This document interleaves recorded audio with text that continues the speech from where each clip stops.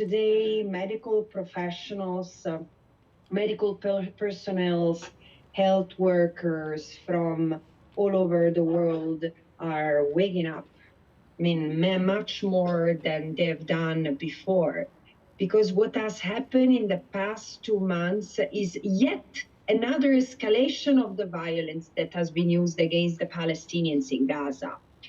The torment that has been inflicted on the Palestinians today as a face, right today, is Dr. Hussam Abu Safir, whose fate is unknown to us. For those who don't know about him, Dr. Abu Safia, like all Palestinians in Gaza, has been suffering 15 months of genocide.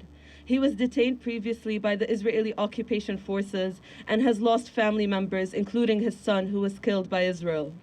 This week, I learned a new word, medicide. This word has been used by Dr. Taleng Mafeking, the UN Special Rapporteur on the Right to Health, to describe, quote, the illegal and inhumane ways Israel is intentional and deliberate and precise in how they decimate the health system and harass and intimidate health workers and torture and kill them, end quote. I am here today because 45 of my family are dead. Those are the ones that I know of, and those are across the last 16 months alone. This last week, that tally was added to when Dr. Hani Habib was bombed to death in his home.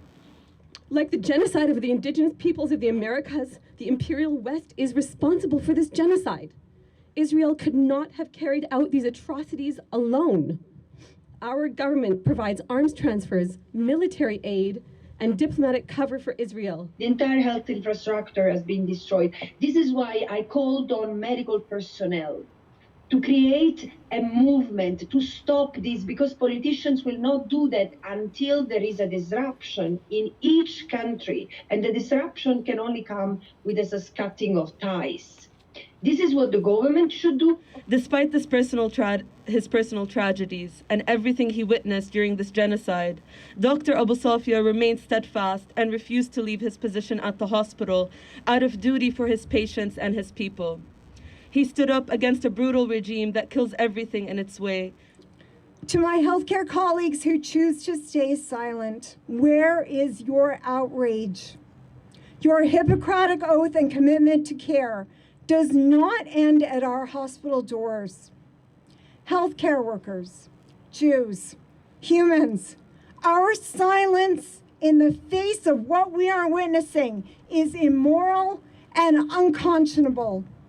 Canada is in breach of its international law obligation, like many other states. So it's necessary that policymakers are called upon their responsibility not to engage with Israel, and continue to hold your government accountable, continue to hold the businesses, the charities, and anyone who trades and partner with Israel in the time of a genocide accountable.